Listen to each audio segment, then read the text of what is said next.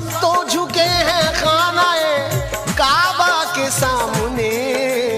काबा झुका हुआ है, काबा झुका हुआ है मोहम्मद के शहर में।